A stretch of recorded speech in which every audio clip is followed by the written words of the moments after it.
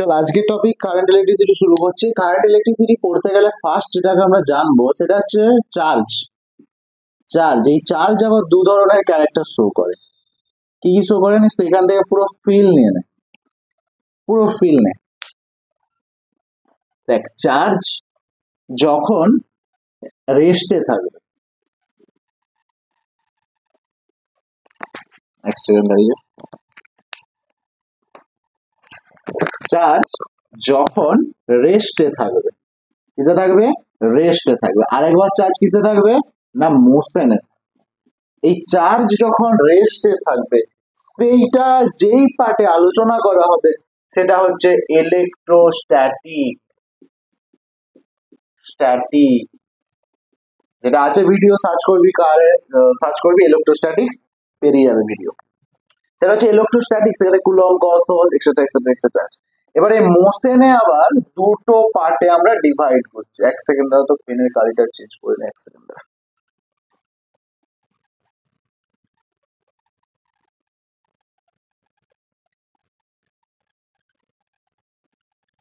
ওকে, চল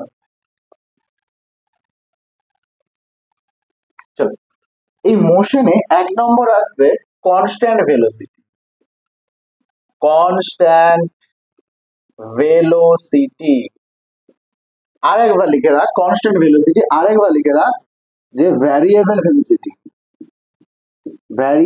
ভেলোসিটি।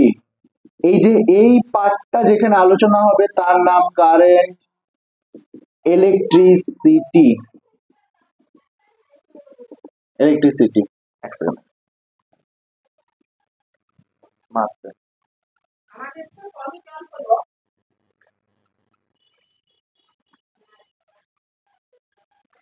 দেখ, তাহলে এই যে পার্টটা, এই কনস্ট্যান্ট ভেলোসিটি, এই যে পার্টটা আলোচনা করবো অর্থাৎ কারেন্ট ইলেকট্রিসিটি হেডিং, মানে এখানে যত রকম ভেলোসিটি বা চার্জ আসছে সেইখানে যে চার্জটা কিসে থাকবে? মোশনে। এবং মোশনে আবার কিসে থাকবে ভেলোসিটি? Constant velocity. এবার এখানে হচ্ছে ভ্যারিয়েবল ভেলোসিটি যেখানে আলোচনা করবো সেটা হচ্ছে ইএমটি, ইলেকট্রোম্যাগনেটিক থিওরি। তাহলে আমাদের ফার্স্টে যেটা ছিল সেটা আমাদের কমপ্লিট হয়ে গেছে। সেকেন্ড যেটা আছে অর্থাৎ কনস্ট্যান্ট ভেলোসিটি, সেটা আমরা আজকে শুরু করব। তো ফার্স্ট আমরা জানবো এই যে টপিক, তারই নাম যে কারেন্ট কি।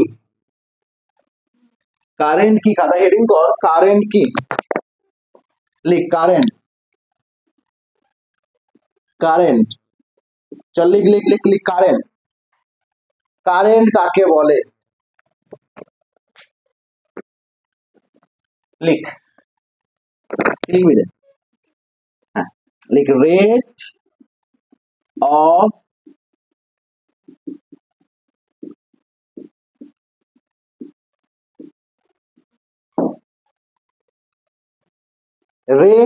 অফ কি বলছে বলতো? Rate of flow of charge. তার মানে এখানে তুই কি বলবি? এই জিনিসটা কি পুরো ফিল নিয়ে শিখ, পুরো ফিল নে।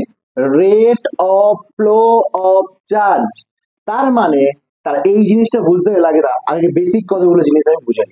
কারেন্টকে কি দিয়ে প্রেজেন্ট করে? বারবার তুই কারেন্ট লিখবি না, একে সিম্বল হচ্ছে আই, লিখে রাখ সিম্বল। কারেন্টের সিম্বল হচ্ছে আই। এবারে আই মানে কি? কি লেখা আছে? Rate of flow of charge. তার মানে সংজ্ঞা যদি তুই লিখতে পারিস কি, আই সমান কিউ মানে কি রে? চার্জ, ডিভাইড বাই কি হবে? টাইম। এইখানে যে আইটা পাবি সেই আইটা কি হয় রে? Average I. আই এভারেজ সমান কিউ বাই টি, লিখে রাখ।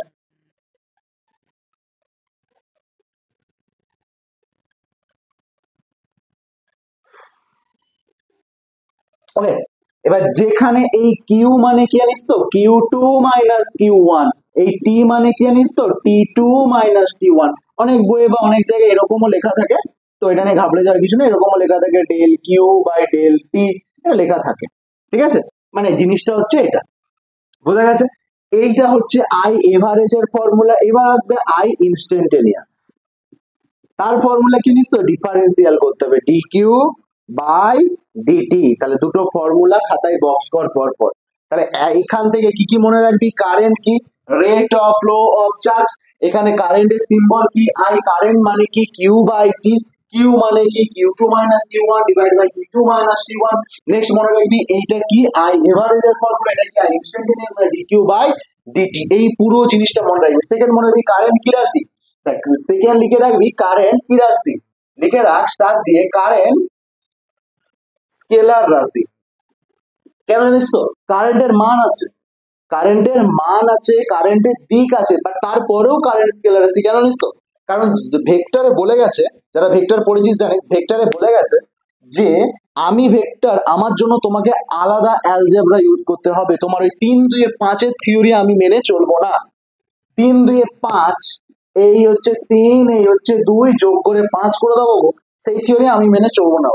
আমাকে করতে গেলে তোমাকে লাগাতে হবে formula a square plus b square plus 2ab cos theta. তাহলে এখান থেকে এ মানে কি, ধর এ মানে 3 স্কোয়ার প্লাস বি মানে ধর 2 স্কোয়ার প্লাস 3 দুগুণে 6 দুগুণে 12, এটার মধ্যে কত ডিগ্রি অ্যাঙ্গেল করে আছে 90, মানে cos 90 বসাতে হবে। এইটা হচ্ছে তোর থিওরি। আর এখানে তুই যখন এই জিনিসটাতে কারেন্ট মেনে চলছে না, কারেন্ট হচ্ছে মান আছে দিক আছে, কিন্তু কারেন্ট যে অ্যালজেব্রা ফলো করছে না, সেই অ্যালজেব্রাটা হচ্ছে স্কেলার অ্যালজেব্রা। সে ভেক্টর অ্যালজেব্রা ফলো, তার মানে কি করে ভেক্টর হবে, তার মানও আছে দিকও আছে, বাট কারেন্ট কি রাশি, স্কেলার রাশি।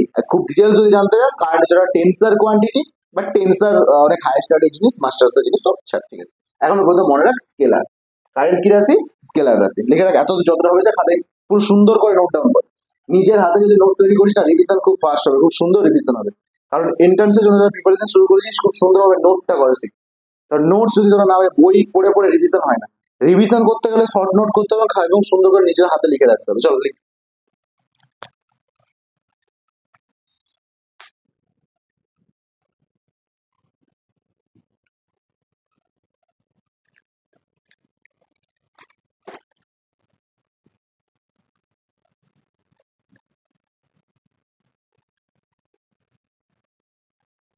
ঠিক আছে, 1 2 3 4 5, চল।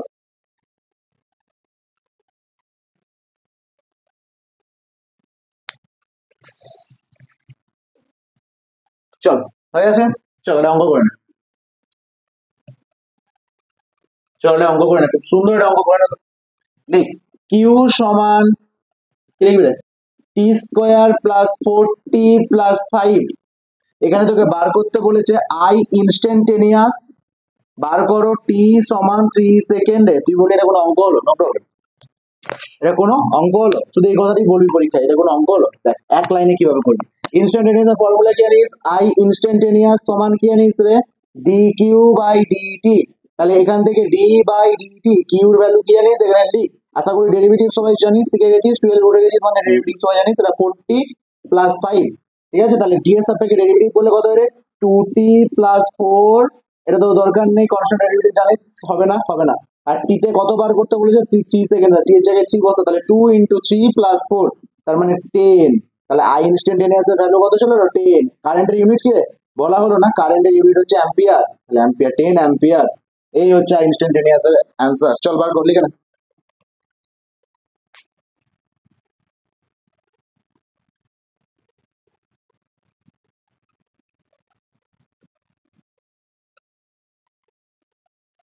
হয়ে গেছে, 1 2 3 4 5, চল হয়ে গেছে।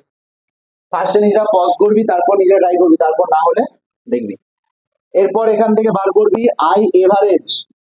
আই এভারেজ বার করো 0 2 3 সেকেন্ডে বা 2 সেকেন্ডের মধ্যে কর, 2 সেকেন্ডের মধ্যে। তুই কি ফর্মুলা জেনেছিলি আই এভারেজের, লিখবি সেটা কি জেনেছিলি রে, Q two minus Q one divide by T two minus T one.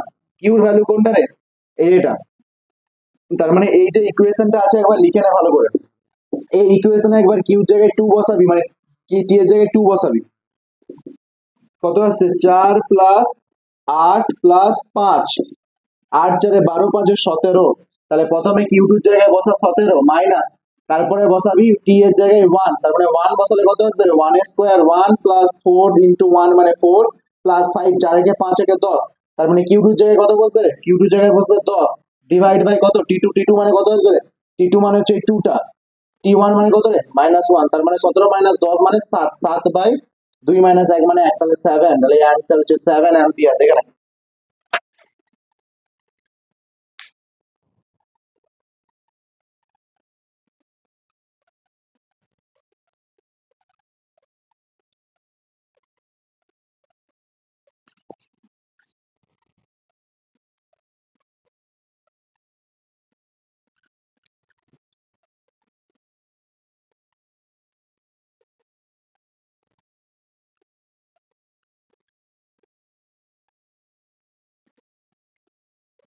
আচ্ছা, দাঁড়িয়ে একটু গন্ডগোল হয়েছে। আমি এখানে জিরো নিয়েছিলাম, এখানে ওয়ান বসে দিয়েছিলাম, বুঝলি?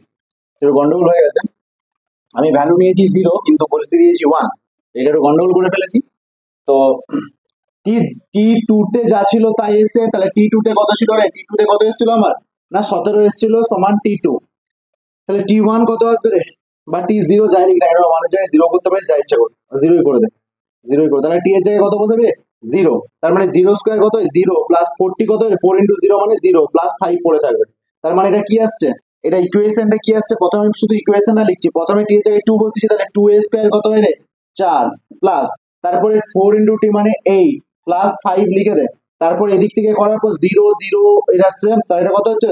মাইনাস মানে -5 ডিভাইড বাই কি হচ্ছে? 2 - 0, 5 5 কেটে গেল, 8 4 12, 12/2 মানে 6 অ্যাম্পিয়ার। কোশ্চেন শেষ, চল কোশ্চেন শেষ, চল।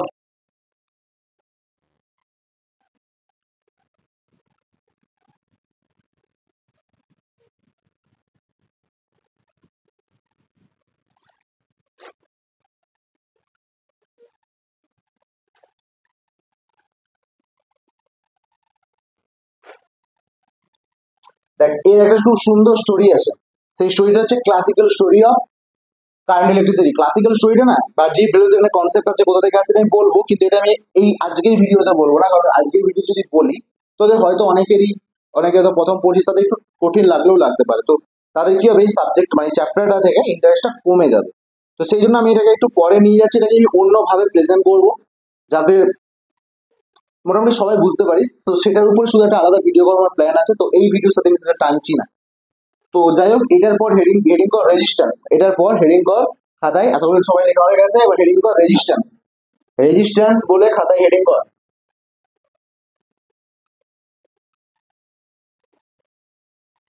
চল, রেজিস্ট্যান্স কি জিনিস? খুব ভালো কথা। রেজিস্ট্যান্স আবার কি চলে এলো স্যার, কোথা থেকে পেয়ে গেলে? হেডিং কর ইলেকট্রিক রেজিস্ট্যান্স। ইলেকট্রিক রেজিস্ট্যান্স বাংলায় হচ্ছে রোধ। রেজিস্ট্যান্স খুব ভালো জিনিস।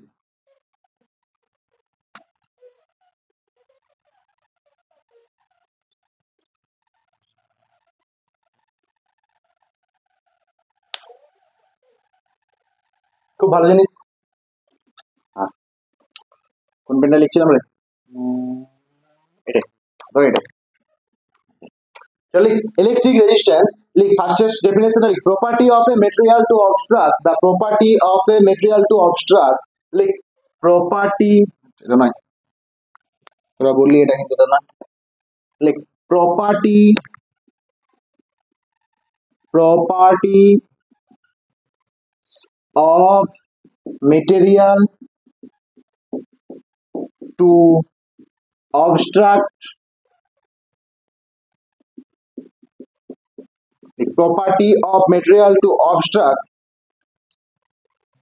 the flow of electric current, the flow of electric current, obstruct the flow of electric current, the flow of electric current।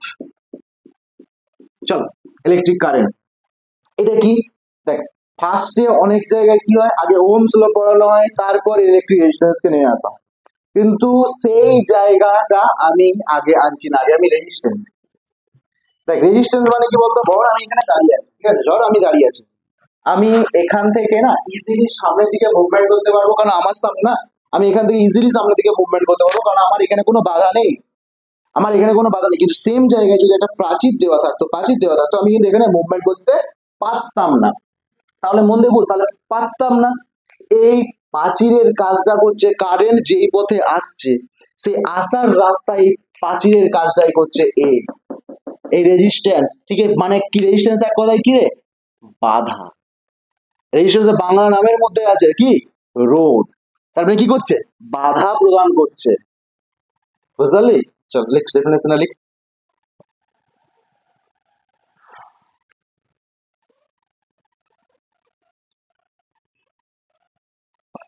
ওকে, এবার এর কিছু না ম্যাথমেটিক্যাল টার্ম হয়, তো শুধু এটা বুঝে নে, এরপর আমরা প্রুফ সমেত ফিল করে পড়বো। আজকে শুধু এই না, এই জিনিসটা শুধু লিখে নে, ম্যাথমেটিক্যালটা আমরা লিখে নে, পুরো ফিল সমেত আমি পড়াবো ওহমস লতে। দেখ রেজিস্ট্যান্স কে মানে কি দিয়ে শুরু, আর দিয়ে, আর সমান কি হয় রে, V by I, V by I লিখে নে, আর সমান ভি বাই আই, ঠিক আছে। এরপর ইউনিট অফ রেজিস্ট্যান্স যদি তোমায় জিজ্ঞেস করে, ইউনিট কি হবে রে, ভি মানে ভোল্ট, ইউনিট ভোল্ট, আই মানে কি হয় অ্যাম্পিয়ার, এই ভোল্ট বাই অ্যাম্পিয়ার কে বলা হয় কি বলে, কি বলে, কি বলে, কি বলে, ওহম বলে, ওহম, তার সাইন হচ্ছে এটা ওহম। চল লিখ, চল লিখ লিখ লিখ, ওহম। ওকে, দেখ এরপরে এই যে পুরো গল্প দেখলি, এরপরে সে আমি এটা তোকে বললাম না আলাদা করে ভিডিও দেবো, সেই classical theory of current electricity, সেই জিনিসটার থেকে একটা নতুন টার্মের উদ্ভব হচ্ছে, সেই টার্মটা আমি লিখছি, আই সমান কোথা থেকে আসছে প্রুফ সব বলবো, কিচ্ছু স্কিপ করবো না, যে ইউটিউব ক্লাস স্কিপ করবো, কিচ্ছু স্কিপ করবো না, কিন্তু সেই জায়গায় আমি ওই টপিকটা আজকে এই ক্লাসে নিয়ে চলে আসতাম, তাহলে অনেকেরই চাপ লাগে, তো সেটা আলাদা একটা ভিডিও থাক, ফ্রেশ মাইন্ডে সেটাই দেখবি তো থাক, আমারও সুবিধা হবে, ভিডিও লং হবে না, ঠিক আছে।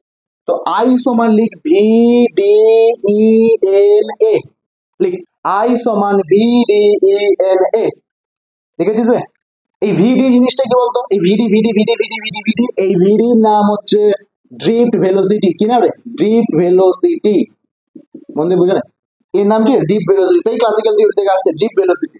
আচ্ছা এর না আবার একটা গাণিতিক রূপ আছে জানিস তো, এবার একটা গাণিতিক রূপ আছে কি জানিস তো, যে ভিডি সমান হচ্ছে E V M L tau, এই ড্রিফট ভেলোসিটির গাণিতিক রূপ হচ্ছে EV divide by M L tau, বাস।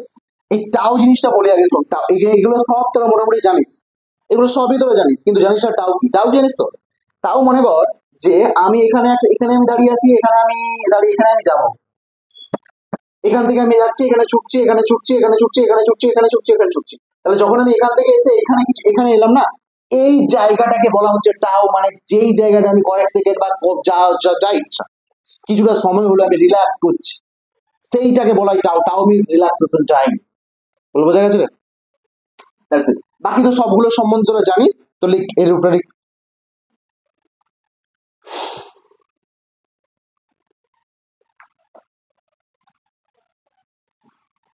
হয়েছে না? তাও বলবি তোরা, স্যার বললেন না, লেখ ভি সমান potential, potential difference across conductor, potential difference across conductor, like V equals to potential difference across conductor, দেখেছিস রে, এম কি রে জানিস না, সে ছোট থেকে বলছে এম সমান মাস অফ ইলেকট্রন, এম সমান মাস অফ ইলেকট্রন, লিখেছিস রে, লিখেছিস রে,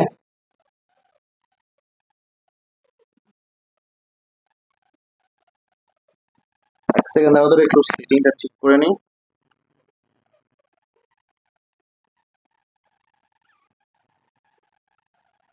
চল ঠিক আছে, এম সমান লিখেছিস মাস, যদি কিছু দেখা গেছে না, একটু একটু অ্যাডজাস্ট করে নিবি, আমি মুখে বলেছি সেটা শুনে নিবি, তাহলে হবে, হয়তো আমি খেয়াল করিনি জিনিসটা দেখা যাচ্ছে না, দেখ এম সমান লিখে রাখ, এম সমান দেখ এখানে দেখাচ্ছে তো, এম সমান লিখে রাখ, এম সমান লিখ মাস অফ ইলেকট্রন, আর এই ভি সমান কি আমি আরেকবার লিখে দিচ্ছি, potential difference, potential difference across conductor, across conductor, লিখেছিস?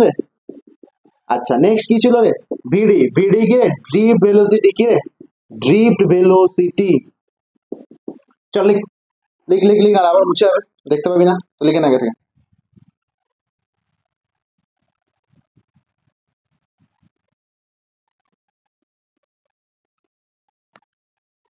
হয়েছে? লিখ লেন্থ কি রে, এল কি, সরি এল মানে বলেই দিলাম তো, length of, length of conductor, তাও কি রে এভারেজ